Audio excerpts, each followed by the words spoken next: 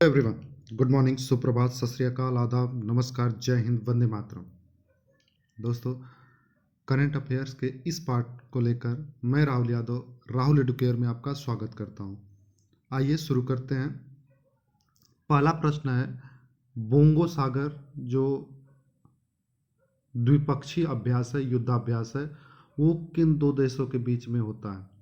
ठीक है, पूछने का मतलब यही है कि बोंगो सागर जो है वो किन दो देशों के बीच में होता है।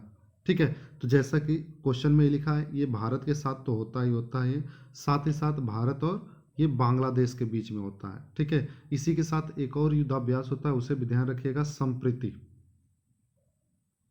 ठीक है, संप्रीति जो है ये भी किसके साथ होता है? बांग्लादेश के साथ होता है। अगर श्रीलंका की बात करते हैं तो श्रीलंका के साथ क्या होता है? स्लिनेक्स होता है। ठीक है, क्या होता है? स्लिनेक्स होता है।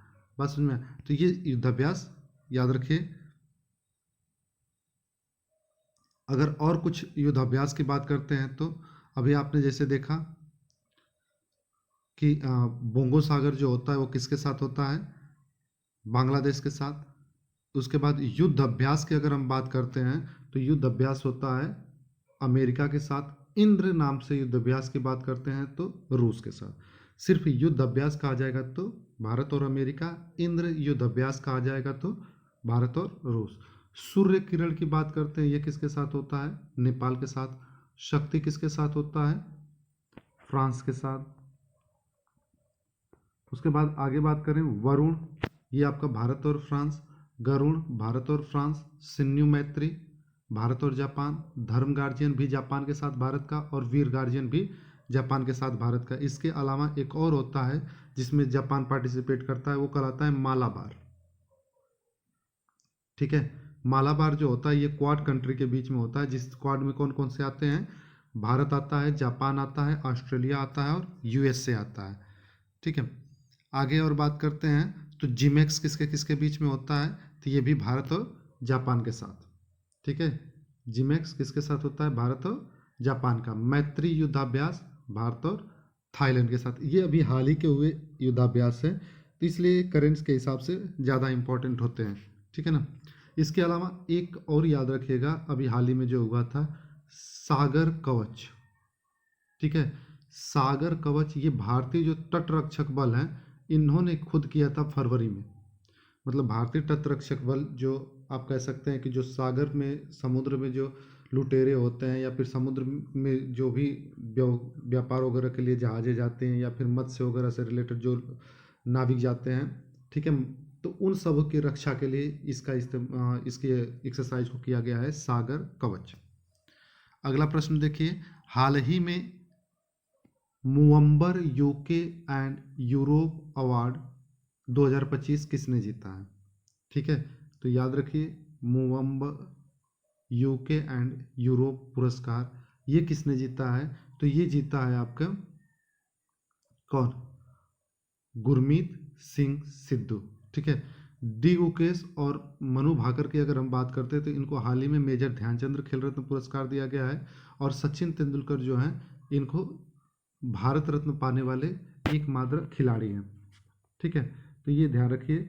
अगर हम आगे बात करते हैं कुछ और पुरस्कारों की, तो यहाँ पे क्या है, पद्म पानी लाइफ टाइम पुरस्कार जो है वो किसको मिला है?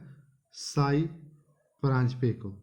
ठीक है, मेजर ध्यानचंद्र खेल रत्न पुरस्कार जैसा अभी हमने बताया 4 लोगों को मिला हुआ है। ठीक है, जिसमें से मनु भाकर, ठीक है, हरमनप्रीत सिंह, प्रवीण कुमार और डी गुकेश, ये 4 लोगों को जो है मेजर ध्यानचंद्र खेल रत्न पुरस्कार मिला है। इसके बाद अगर बताएं, श्री चंद्रशेखर सरस्वती सम्मान किसको मिला है? तो ये मिला है एस जयशंकर साहब को। ठीक है, अगर हम बात करते हैं अभी हाल ही में मोदी जी को कुवैत का जो हाईएस्ट पुरस्कार मिला था, इसके साथ साथ और भी देशों को कुल मिला के अभी मोदी जी को कितने पुरस्कार मिल चुके हैं? 21 पुरस्कार कुल प्राप्त हो चुके हैं। ठीक है, मिस इंडिया यूएसए अगर बात करते हैं तो किसको मिला है? मिस इंडिया यूएसए की बात की गई है, ध्यान रखिएगा। तो ये कौन है? कैटलिन सांद्रा नील। ठीक है, यूएस नेवी का टॉम क्रूज को मिला था। जमशेदजी टाटा अवार्ड जो है वो किसको मिला है? किरण मजूमदार शाह को। ठीक है, तो ये ध्यान रखिएगा, किसको? किरण मजमूदार शाह। ठीक है, उसके बाद प्रवासी, इसे थोड़ा सा करेक्ट कर लीजिएगा, ठीक है, ये पी रहेगा। प्रवासी भारतीय सम्मान जो है ये किसको मिला है, तो ये मिला है सैयद अनवर खुर्शीद को। ठीक है, सिंगापुर का ऑनररी सिटीजन अवार्ड किसको मिला है, तो ये तरुण दास को मिला है। महाराजा हरि सिंह पुरस्कार किसको मिला, मनोज सिन्हा को मिला है। ठीक है, तो ये कुछ पुरस्कार आपको याद रखने हैं। हाल ही में अभी ये बार बार टाइपिंग हो जाता है गलत, प्रित्जर पुरस्कार किसको मिला है, लियू जियाकुन को। ठीक ना। अगला प्रश्न देखिए, हाल ही में जारी किए गए वैश्विक दवा निर्यात में भारत का कौन सा स्थान है, तो ये सूचकांक की तरह एक तरीके से जारी हुआ है। ठीक है, कि दवाओं के निर्यात में भारत का कौन सा स्थान है, तो वो स्थान आता है 11वें नंबर पे। बात समझ में। अगर और कुछ रैंकिंग की बात करते हैं तो आतंकवाद सूचकांक में भारत का कौन सा रैंक है, 14 नंबर है। वैश्विक नवाचार सूचकांक में 39 नंबर है। हैप्पीनेस इंडेक्स में 126 नंबर है। पीस इंडेक्स में 116 नंबर है। जेंडर गैप में 129 है। करप्शन परसेप्शन इंडेक्स में 96 नंबर पे है। लॉजिस्टिक परफॉर्मेंस इंडेक्स में 38 नंबर पे है। प्रेस फ्रीडम इंडेक्स 159 नंबर पे है।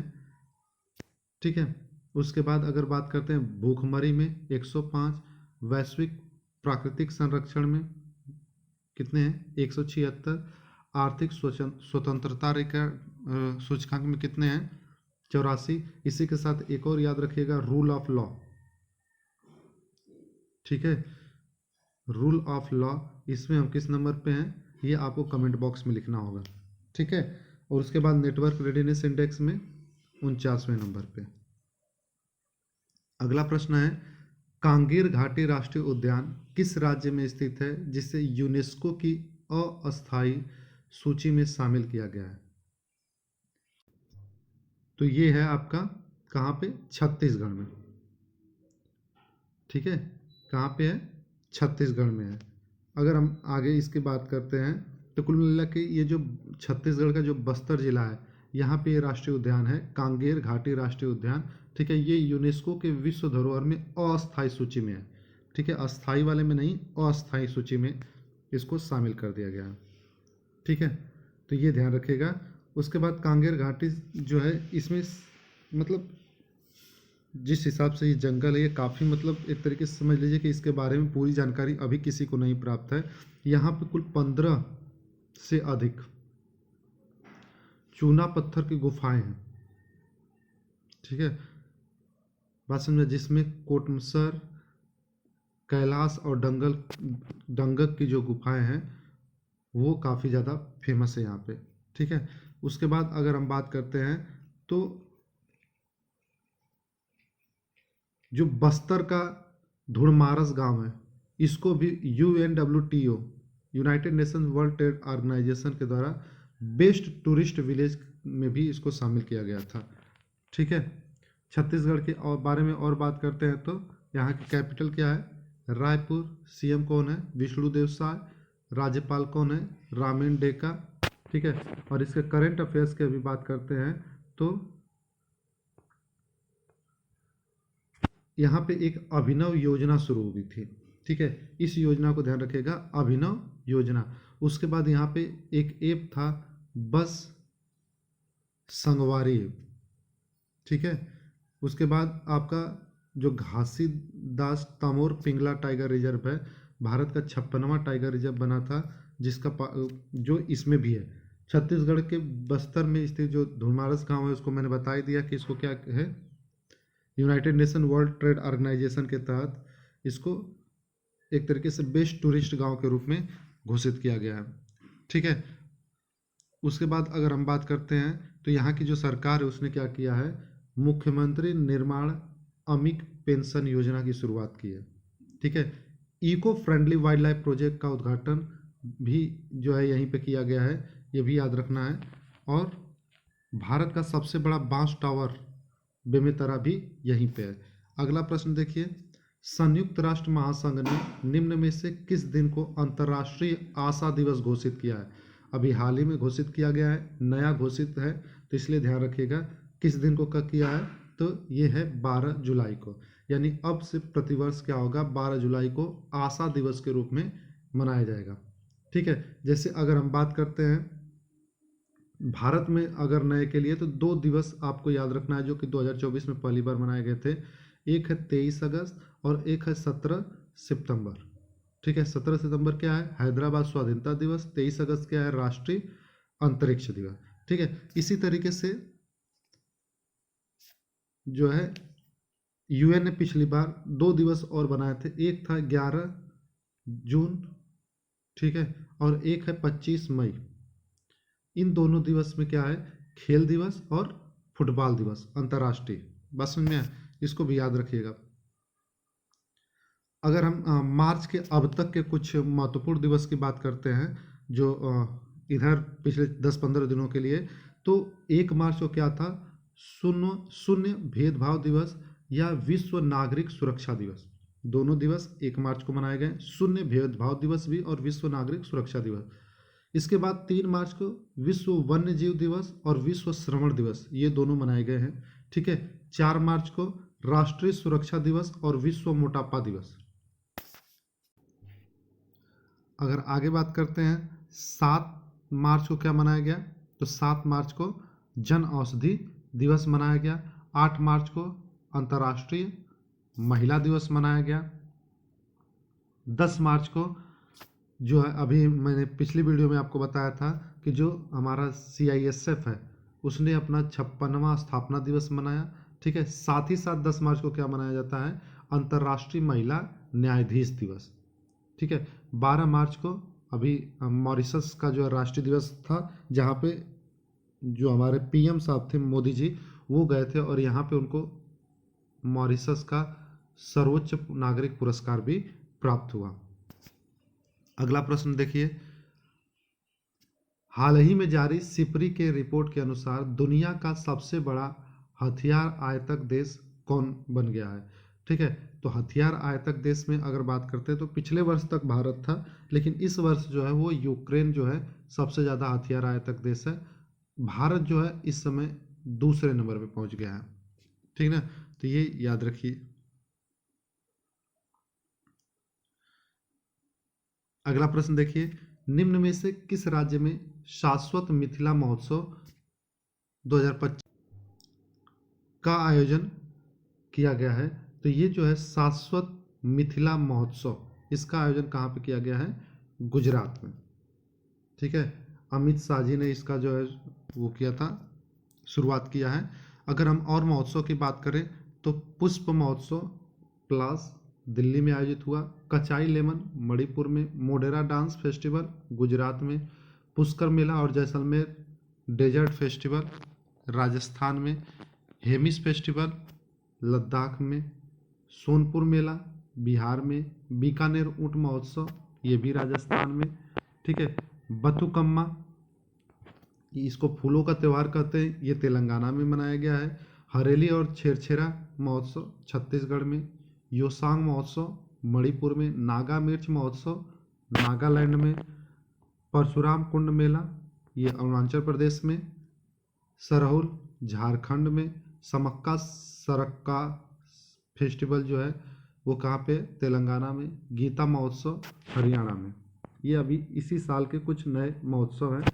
ठीक है, मनाए हर साल जाते हैं, ध्यान रखिए। अगला देखिए, 15वीं हॉकी इंडिया सीनियर महिला राष्ट्रीय चैंपियनशिप 2025 का खिताब किसने जीता है। ठीक है, तो इसको किसने जीत लिया है, तो इसको जीत लिया है झारखंड ने। किसने जीता है, इसको जीता है झारखंड ने। ठीक है, अगर हम बात करते हैं सर्विसेज का, तो सर्विसेज ने कौन सा जीता था, ये आप बताएंगे। उत्तराखंड में 38वां जो खेल था उसका आयोजन था, नाम आपको बताना है। ठीक है, ये ध्यान रखिएगा कि ये जो 15वीं हॉकी इंडिया सीनियर महिला जो राष्ट्रीय चैंपियनशिप थी, इसका आयोजन कहाँ हुआ है, हरियाणा में। ये आपको याद रखना है।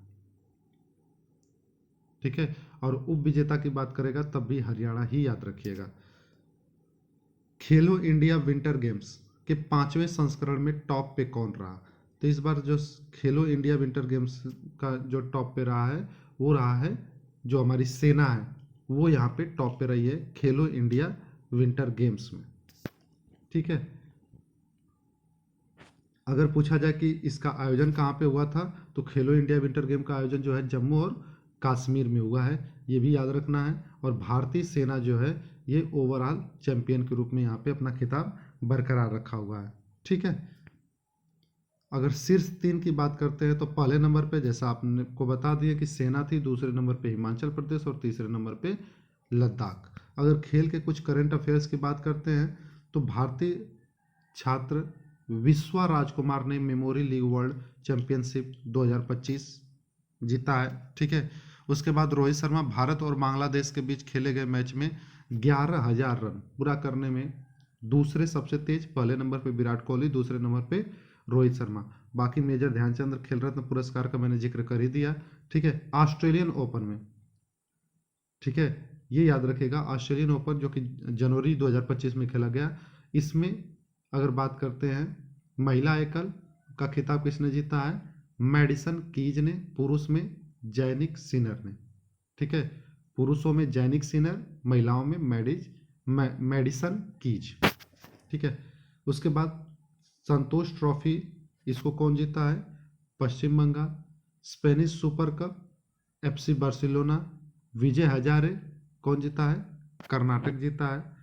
खो खो चैंपियनशिप में पुरुष और महिला दोनों वर्ग में भारत जीता है। ठीक है, पहली बार हुआ था, दिल्ली में आयोजन हुआ था, ध्यान रखिएगा।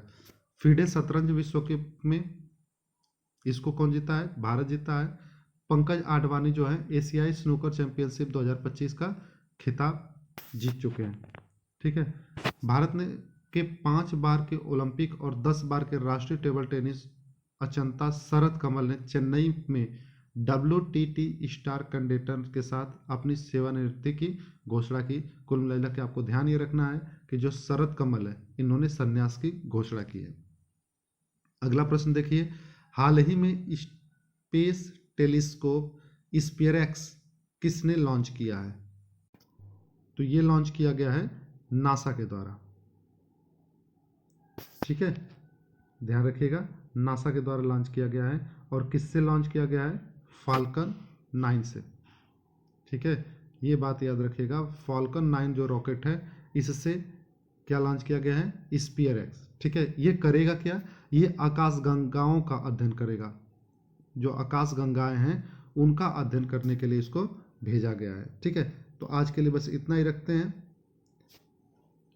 मिलते हैं नेक्स्ट वीडियो में नए प्रश्नों के साथ, अच्छे प्रश्नों के साथ और इम्पोर्टेंट प्रश्नों के साथ। तब तक हंसते रहिए, मुस्कुराते रहिए, पढ़ाई लिखाई करते रहिए। Bye bye.